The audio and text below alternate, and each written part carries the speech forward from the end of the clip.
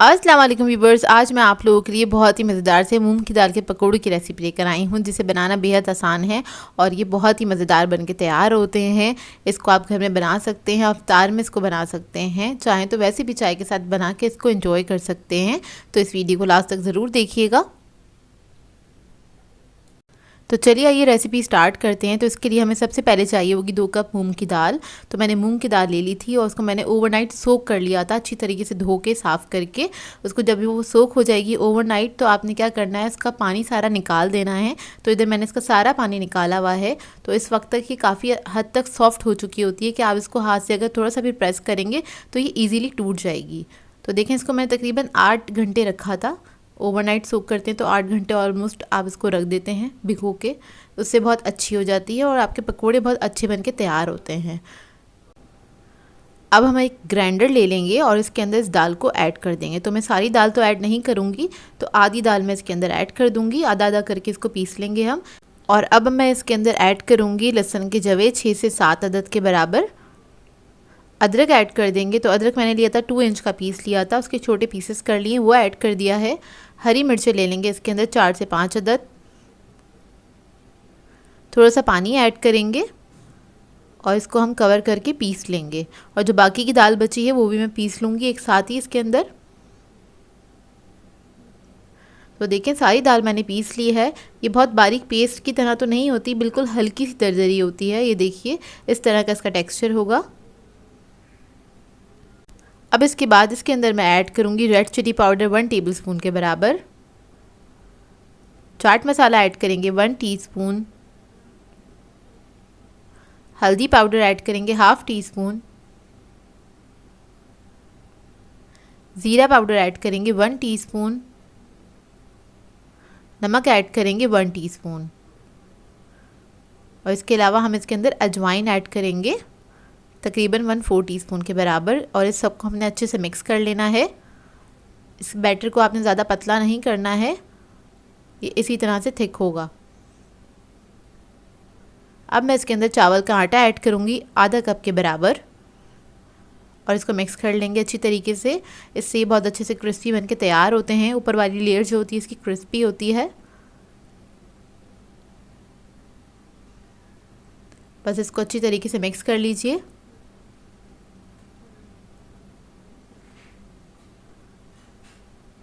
तो ये देखिए अच्छे से मिक्स हो गया है। अब मैं इसके अंदर हरा धनिया ऐड कर दूंगी आधा कप। प्याज ऐड कर देंगे चॉप किया हुआ, 1 अदद बड़े साइज़ का प्याज था वो ऐड कर दिया है मैंने, तकरीबन आधा कप के बराबर है ये। और इसको भी मिक्स कर लेंगे अच्छी तरीके से, इसको मिक्स कर लें।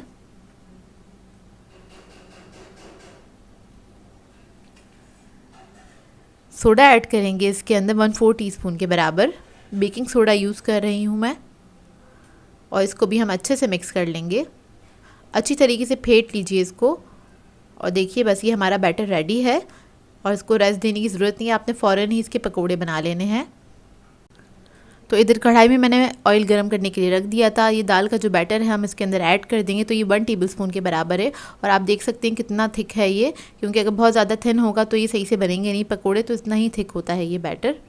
इसको बस हम इसके अंदर ऐड कर देंगे और फ्राई कर लेंगे। लाइट गोल्डन ब्राउन होने तक इसको फ्राई करेंगे, लो मीडियम फ्लेम पे, हाई फ्लेम पे इसको फ्राई नहीं करिएगा। तो ये देखिए पकोड़े हमारे बहुत अच्छे से फ्राई हो रहे हैं। जब इस पे अच्छा सा कलर आ जाएगा आपकी मर्ज़ी के मुताबिक, फिर हम इसको निकाल लेंगे और आपने इसको मुस्तकिल चलाते रहना है ताकि इस पे इवन कलर आए। तो देखिए बस अब मैं इसको निकाल लूँगी। तो देखिए सारे पकोड़े मैंने फ्राई कर लिए हैं, बहुत ही मज़ेदार बनते हैं। अफ्तार के लिए आइडियल रेसिपी है, इसको ट्राई ज़रूर कीजिएगा और अपना फ़ीडबैक भी ज़रूर दीजिएगा मुझे। और इसको मैंने चटनी के साथ सर्व किया है। और ये मज़ेदार सी पकोड़े की चटनी मैं आपको बनाना सिखा चुकी हूँ, आई बटन में लिंक ऐड कर दूँगी, आप लोग वहाँ से देख सकते हैं। तो आप इसको चटनी के साथ सर्व कीजिए या फिर किसी सॉस के साथ सर्व कीजिए, बहुत ही मज़ेदार बनते हैं ये पकोड़े। आज मैं आप लोगों के लिए कॉर्न पकोड़ा की रेसिपी लेकर आई हूँ, यानी कि मकई के पकोड़े बनाने जा रहे हैं, जो कि बहुत ही मज़ेदार बनते हैं और इसको बनाना बेहद आसान है। बहुत ज़्यादा टाइम भी नहीं लगता है इसको बनाने में और तकरीबन सारे इंग्रेडिएंट्स घर में मौजूद होते हैं। तो शाम की चाय पे मज़ेदार से पकोड़े बनाइएगा और इस वीडियो को लास्ट तक ज़रूर देखिएगा। तो चलिए आइए वीडियो स्टार्ट करते हैं। इसके लिए हमें चाहिए होंगे 1 कप कॉर्न। ये मैंने स्वीट कॉर्न लिए हैं जो कैन्स में मिल जाते हैं इजीली, जो कि फ्रोज़न भी मिल जाते हैं, वो भी आप लोग ले सकते हैं। और ये बिल्कुल गले हुए होते हैं। बस आपने क्या करना है, इसको थोड़ा सा मैश कर लेना है हाथ से इस तरह से। बस इतना सा तोड़ लीजिएगा कि 1 के 2 या 3 टुकड़े हो जाएं। 20% ही मैश होने चाहिए ताकि पकोड़े के अंदर इसका एक अच्छा सा फ्लेवर आ जाए ना। तो देखिए बस इसको मैं हाथ से हल्का सा इसको मैश कर लूँगी। तो देखिए इसको मैंने मैश कर लिया इस तरह से। और इसके बाद हम इसके अंदर ऐड करेंगे प्याज। तो 1 अदद मैंने प्याज ली थी मीडियम साइज़ की, इसको मैंने स्लाइस करके इसके अंदर ऐड कर दिया है। हरा धनिया ऐड करेंगे इसके अंदर 3 टेबलस्पून के बराबर। हरी मिर्चें ऐड कर देंगे इसके अंदर 1 टेबलस्पून। फिर हम सॉल्ट ऐड करेंगे इसके अंदर 1 टीस्पून के बराबर।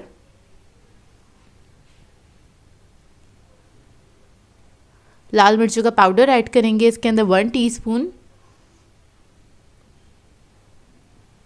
हल्दी पाउडर ऐड करेंगे 1/2 टीस्पून। ज़ीरा पाउडर ऐड करेंगे इसके अंदर 1 टीस्पून। और लहसुन अदरक का पेस्ट ऐड करेंगे इसके अंदर 1 टीस्पून के बराबर।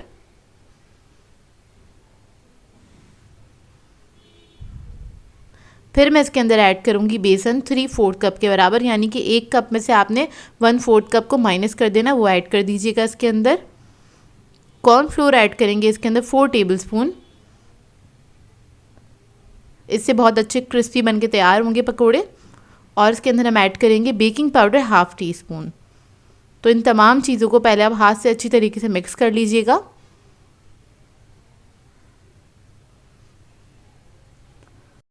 मिक्स करने के बाद इसके अंदर हम थोड़ा सा पानी ऐड करेंगे और इसका एक थिक सा पेस्ट बना लेंगे। बहुत ज़्यादा पतला नहीं बनाइएगा, इसका पेस्ट आपने थिक सा पेस्ट बनाना है पकौड़ों का। तो ये देखिए मैंने बहुत थोड़ा सा पानी ऐड किया था, 1/4 कप के बराबर ही ऐड किया होगा। इसी के अंदर ये पेस्ट तैयार हो गया है। देखिए इस तरह से हो जाएगा कुछ।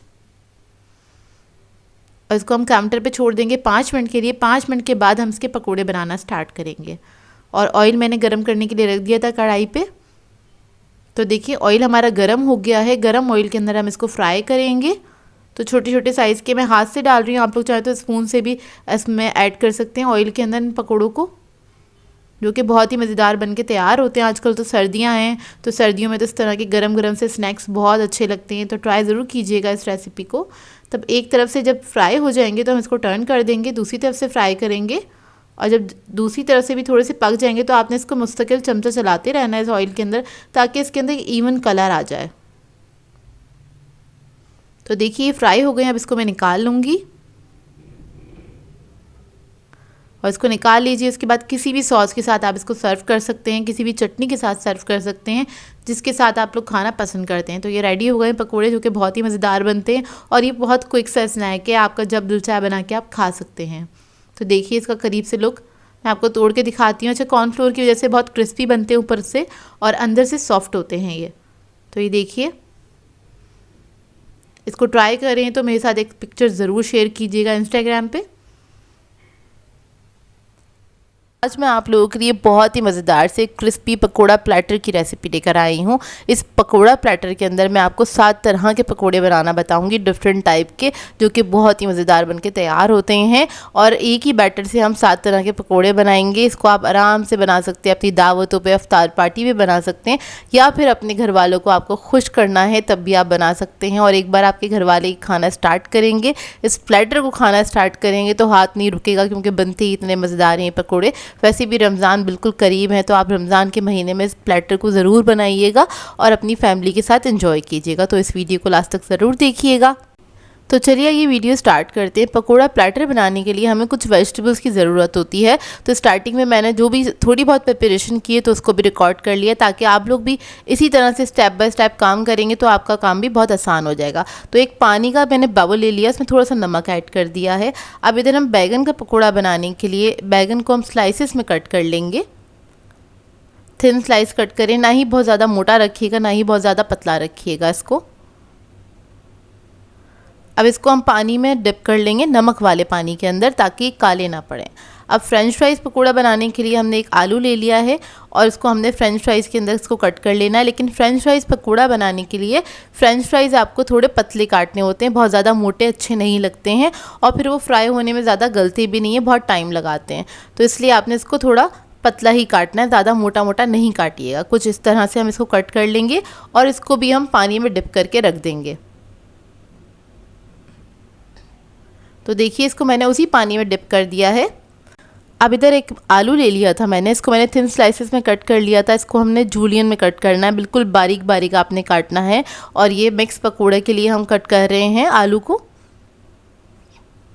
तो बस इसको भी काट के मैं रख दूंगी पानी के अंदर ताकि काले ना हो।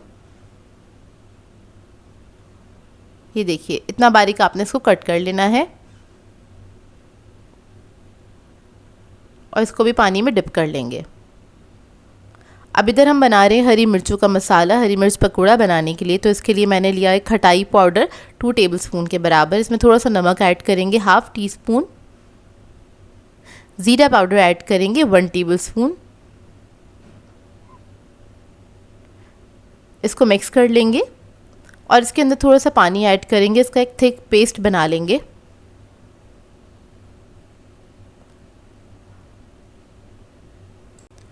यहाँ पर जो मैंने खटाई पाउडर लिया है ये अमचूर पाउडर है या फिर आप ड्राई मैंगो पाउडर भी कह सकते हैं इसको। तो देखिए यहाँ पर बस मैंने इसको थिक पेस्ट बना लिया है इसका अच्छे से।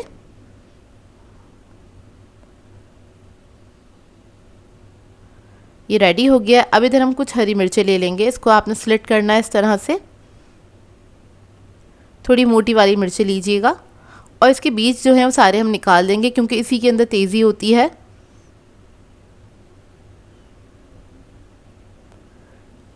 सारे बीज निकालने के बाद ये जो हमने मिक्सचर बनाया था ये इसके अंदर हमने फिल करना है। बहुत ज़्यादा फिल नहीं करना है, बस आपने 1/2 टीस्पून के बराबर इसके अंदर लगा देना है क्योंकि काफ़ी खट्टा होता है। और ये लगा के आप साइड पे रख दीजिएगा तो ये हमारी मिर्चें भी रेडी हो जाएंगी। अब यहाँ पर हम पकौड़ों का बैटर बना लेते हैं। तो उसके लिए मैंने बेसन लिया है 2.5 कप के बराबर। इधर मैं इकट्ठा ही बना रही हूँ, मतलब एक साथ ही बैटर बना रही हूँ। इसके अंदर हम ऐड करेंगे 6 टेबलस्पून के बराबर राइस फ्लोर, चावल का आटा। ये इजीली मार्केट से मिल जाता है। इसको मिक्स कर लेंगे अच्छी तरीके से। अब इसके अंदर हम ऐड करेंगे लहसुन अदरक का पेस्ट 2 टेबलस्पून के बराबर। लाल मिर्चों का पाउडर ऐड करेंगे 1.5 टीस्पून। कुटी हुई लाल मिर्च ऐड करेंगे 2 टेबलस्पून। धनिया और ज़ीरा ऐड करेंगे कुटा हुआ तकरीबन 3 टेबलस्पून के बराबर। ज़र्दा फूड कलर ऐड करेंगे 1/4 टीस्पून के बराबर या फिर 1/8 टीस्पून ऐड कर सकते हैं, ऑप्शनल है, आप ज़रूर ऐड कर दीजिएगा, इससे कलर बहुत अच्छा आता है। हल्दी ऐड कर दिए 1 टीस्पून के बराबर। नमक ऐड करेंगे 1 टेबलस्पून। बेकिंग सोडा ऐड करेंगे 1/4 टीस्पून के बराबर। अब इस सबको मिक्स कर लेंगे अच्छी तरीके से। इसके बाद थोड़ा थोड़ा सा पानी ऐड करेंगे और इसका एक थिक बैटर बना लेंगे।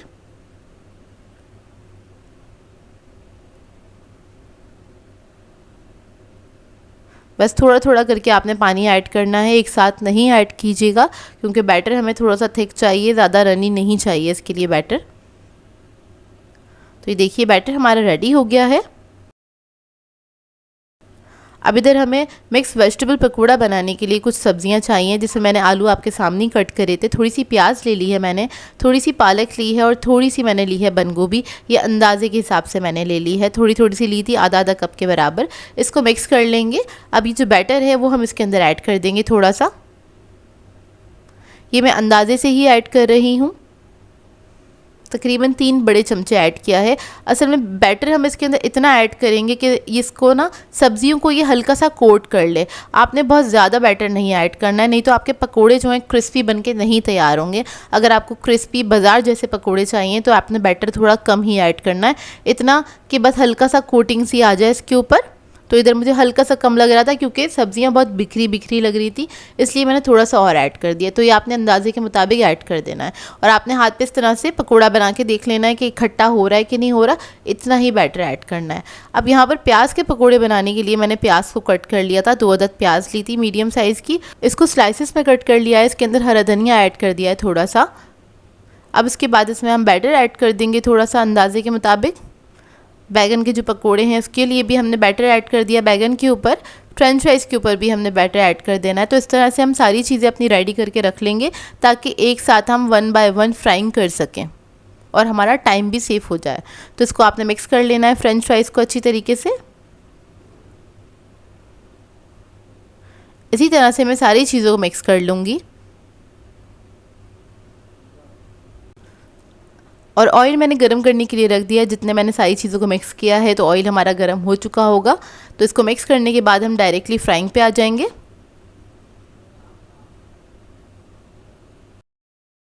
तो ये देखिए, इसको भी मैंने मिक्स कर लिया अच्छी तरीके से प्याज के पकोड़ों को।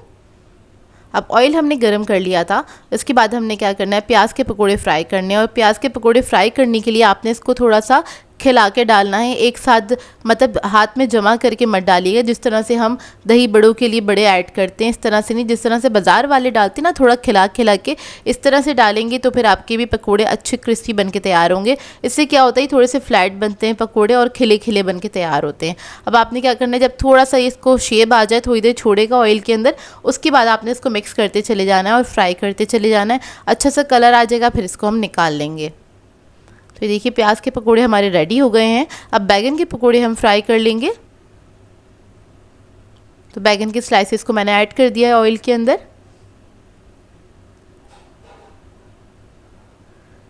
इसको भी मिक्स करते चले जाएंगे। और इसके साथ मैं ऐड करूँगी अंडे का पकोड़ा। तो 2 अदद मैंने अंडे लिए थे, उनको मैंने बॉईल करके हाफ़ कर लिया है। बस बैटर में इसको डिप करेंगे और ऑयल के अंदर ऐड कर देंगे तो हमारे अंडे के पकोड़े भी साथ साथ फ्राई हो जाएंगे। तो ये देखिए, जब अच्छा सा कलर आ जाएगा इसको हम निकाल लेंगे। अब हम बना लेंगे पालक के पकोड़े। तो बस इधर मैंने पालक के पत्ते लिए थे साबुत, उसको धो के मैंने साफ़ कर लिया था। उसको बस बैटर में ऐड करना है और आपने फ्राई कर लेना है। तो ये भी रेडी हो जाएंगे। बस दोनों तरफ से इसको फ्राई करेंगे और ये बहुत ही मज़ेदार बन के तैयार होते हैं। किस किस को पसंद है मुझे कमेंट करके ज़रूर बताइएगा। तो ये भी फ्राई हो गए, इसको हम निकाल लेंगे। अब इसके बाद हम फ्राई करेंगे मिक्स वेजिटेबल पकोड़ा। इसको भी आपने इसी तरह से थोड़ा खिला के डालना है और पकोड़े ऐड करने के बाद थोड़ी देर उसको छोड़ा करें कुछ सेकंड के लिए, वो अच्छे से शेप में आ जाए। उसके बाद आपने इसको मिक्स करना है और फ्राई कर लेना है। फिर हम हरी मिर्चों के पकोड़ों को फ्राई कर लेंगे बैटर में डिप करके। ये वाली हरी मिर्चें भी बहुत ही मज़ेदार बन के तैयार होती हैं। इसके बाद फ्रेंच फ्राइज़ के पकोड़े रेडी करेंगे। तो फ्रेंच फ्राइज़ को मैंने इकट्ठा नहीं ऐड करके फ्राई किया था, इसको अलग अलग करके ही डाला था ताकि फ्रेंच फ्राइज़ की तरह ये खिली खिली रहें कुछ इस तरह से। तो इसको भी हमने फ्राई कर लिया अच्छी तरीके से और ये भी रेडी हो गई हैं, इसको भी हम निकाल लेंगे। तो ये देखिए, मज़ेदार से हमारा पकोड़ा प्लेटर रेडी है और ये बहुत जल्दी बनके तैयार हुआ था। आप लोग ज़रूर ट्राई कीजिएगा, स्टेप बाय स्टेप काम करेंगे और इसी तरह से इस रेसिपी को फॉलो करेंगे तो आपका भी प्लेटर इतना ही यमी दिखेगा और इतना ही मज़ेदार लगेगा।